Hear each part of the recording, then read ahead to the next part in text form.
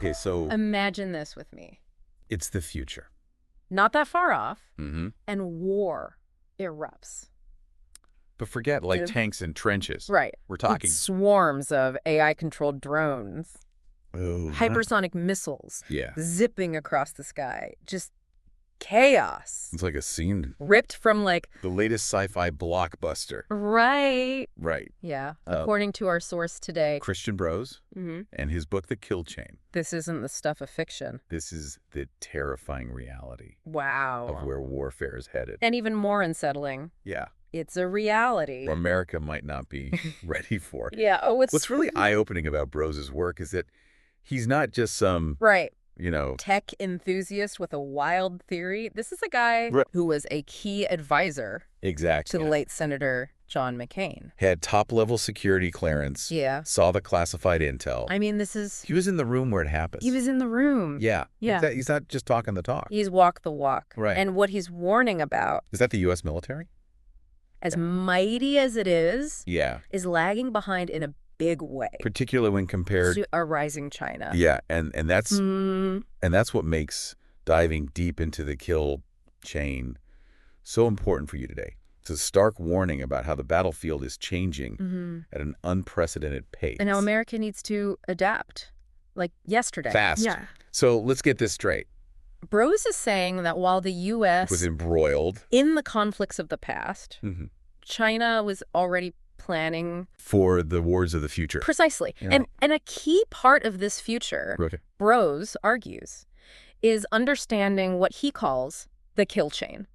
Okay. Now, you might hear that term and think it's just about... It does. I mean, tad ominous, right? It does. The kill chain. A little bit, right? So you're saying it's not just about blowing things up. It's not just about... blowing things up. No. Brose defines the kill chain as the entire cycle of warfare.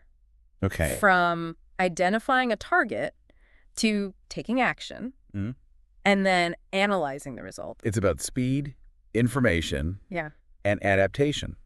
All happening at a pace we've never seen before. So it's less about having the most tanks. And more about who can gather information, make decisions. Execute their plan faster. More effectively. Yeah, you got it. And here's where it gets really interesting. And unsettling for America. Yeah. While we were preoccupied with counterterrorism after 9/11. Brose reveals that China was already laser-focused on exploiting this new information-driven kill chain to their advantage. He's not just saying they were catching up. He's saying they were studying our playbook, finding our weaknesses. And building a strategy specifically designed to exploit them.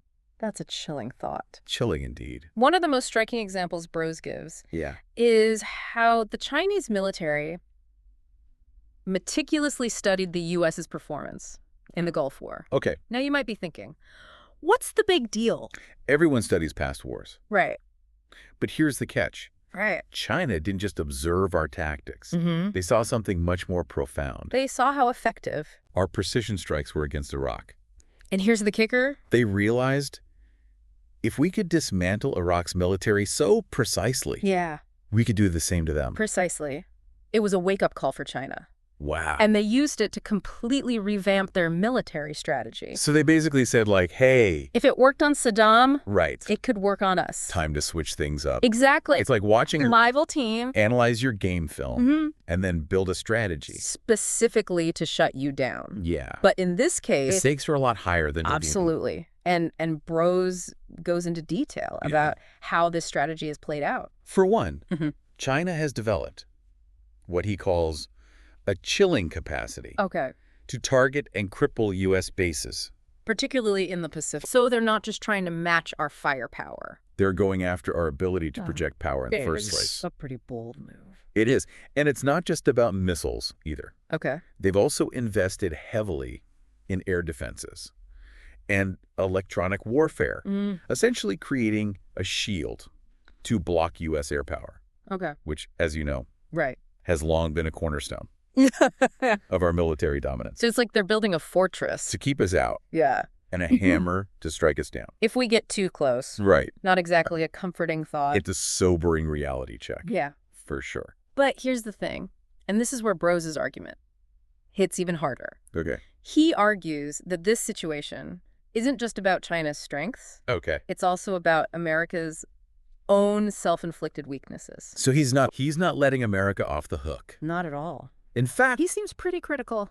of how we got here in the first place. He is. It's like we got comfortable, maybe even a little complacent After decades of being the top dog. Exactly. Brose argues that America fell into a trap of assuming military dominance was a given, something we didn't have to really work for. Like we were so busy Being the world's policeman that we forgot how to be a warrior, constantly adapting, innovating, outmaneuvering the opponent. Precisely. And this complacency, as Brose lays out, led to some pretty disastrous decisions. Right. We poured billions into weapons programs that ultimately failed, Wow.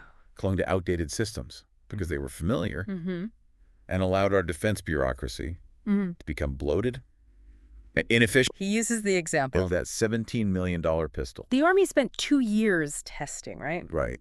I remember reading about that and thinking, You're kidding, right? it does sound almost comical, Yeah. but it illustrates a much bigger problem Brose is getting at. Okay. It's a symptom of a system that prioritizes short-term gains and political maneuvering over long-term vision and innovation. So where does that leave us? Is Brose just saying? We're doomed to lose the next war, Because that's pretty bleak. even for a deep dive.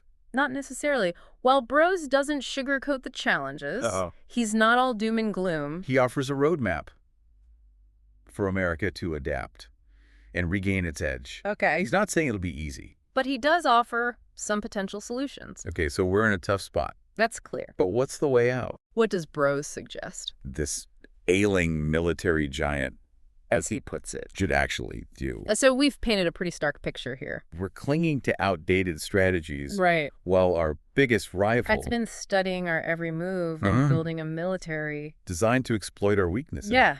Not exactly a recipe. For a peaceful future. Yeah. But Brose does offer. Some solutions, right? He does. Tell me there's some light. At the end of this tunnel. There is. Okay. But be warned, these aren't your typical. Yeah. Um, Oh. buy more tanks solutions. Okay. Brose is calling for. A fundamental shift Okay. in how America approaches warfare. Starting with a concept he calls Defense without dominance. defense without dominance. That's a pretty bold statement. It is. Most people probably assume. Dominance is the goal Right. of any military strategy What does it even mean? in practice. It means moving away from this idea that we need to be the absolute superpower, calling all the shots, and Right.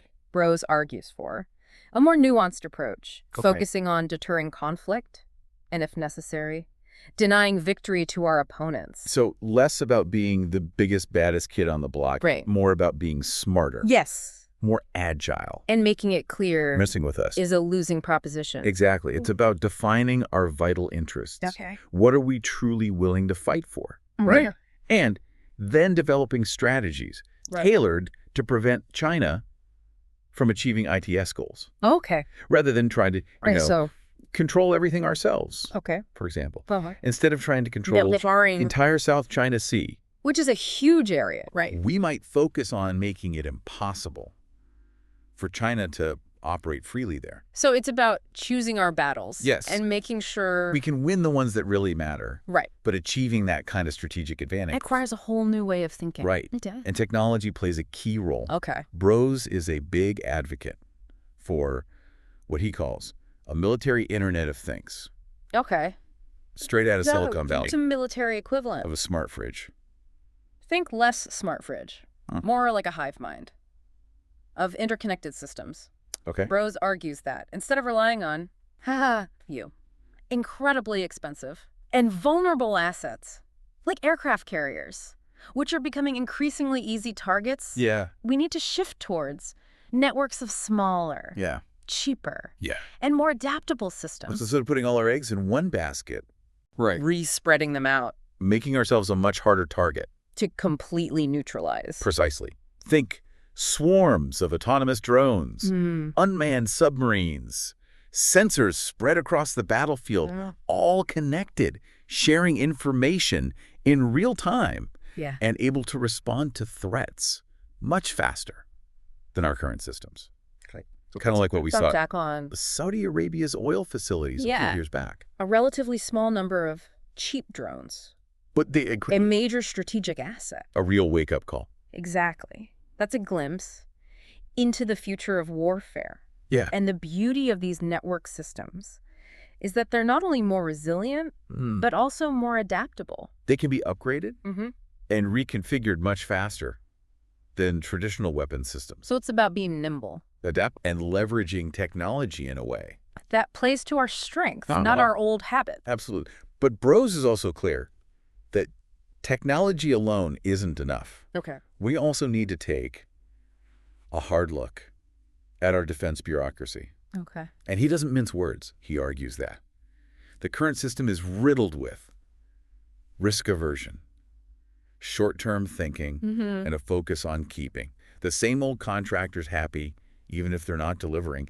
The innovation we need. Yeah, he calls it the military-industrial congressional complex. Right. And he's not exactly singing its praises. No. But how do you even begin to change a system that's been entrenched for so long? Well, Brose argues that it starts with acknowledging the problem Yes. and being willing to challenge the status quo. Okay. He suggests shaking things up by creating more competition, both within the military and in the defense industry. Instead of relying solely on the same giant contractors, he advocates for finding ways to bring in fresh ideas, maybe even looking to Silicon Valley for inspiration. It's about fostering a culture of innovation where taking risks and trying new things isn't seen as a career killer. So it's not just about building better weapons. Right. It's about building a better system. For developing those weapons. One that's more agile. Yes. More responsive. And less beholden. To the old ways of doing things. Exactly. And ultimately, Brose argues that this isn't just about winning wars. Okay. It's about shaping the future. The future of warfare, sure.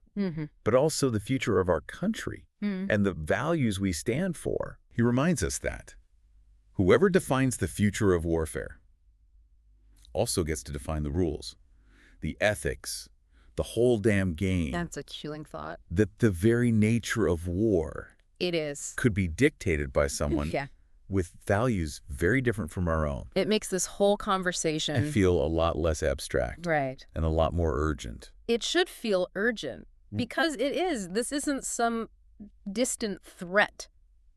It's happening right now. Right. And the choices we make today will have profound consequences for decades to come. So where does this leave us? I have to admit. This deep dive has been a bit of a roller coaster. Exciting. Terrifying. And thought-provoking. All at the same time. Yeah. What's the takeaway? For someone like me. Or anyone listening. Who's just trying to wrap their head around all this. Brose's book is a wake-up call? Okay. It's a reminder that we can't afford to be complacent or to assume that our past victories guarantee our future security.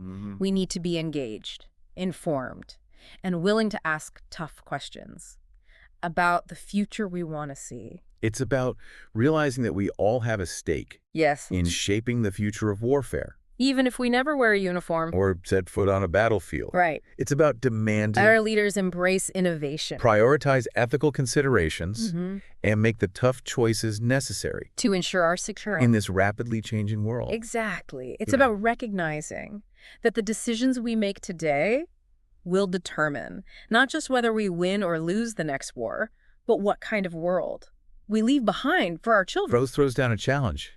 He does. In this book. But he also offers for hope. He reminds us that America has faced down existential threats before, and we've emerged stronger, more innovative, and more determined to defend the values that define us. Right. So as we wrap up this deep dive, the question I'm left with is this. What role will each of us play in shaping the future of warfare and the future of our world? It's something to think about.